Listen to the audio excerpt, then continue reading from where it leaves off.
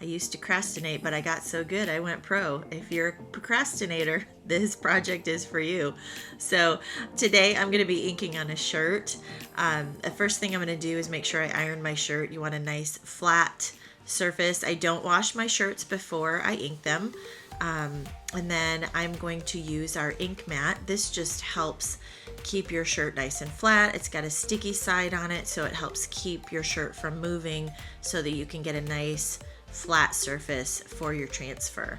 So then I'm going to take one of our new transfers. I love the snarkiness of this. Like I said, if you're a procrastinator, this project is for you. So I am just taking some bright white ink, and I'm going to spread that all on my transfer, make sure I have all of the spots of my transfer. And you'll see I thought I missed a spot, but then I realized that this transfer has a little bit of a distressed look to it, which I love.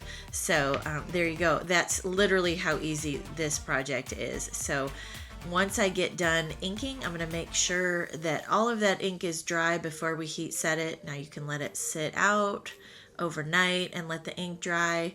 I am impatient. I have said that a million times on my project, so I just used my my hair dryer, made sure it was all dry, and then I'm going to take a layer or a sheet of parchment paper and put that over my image, and I'm going to heat set it with my heat press.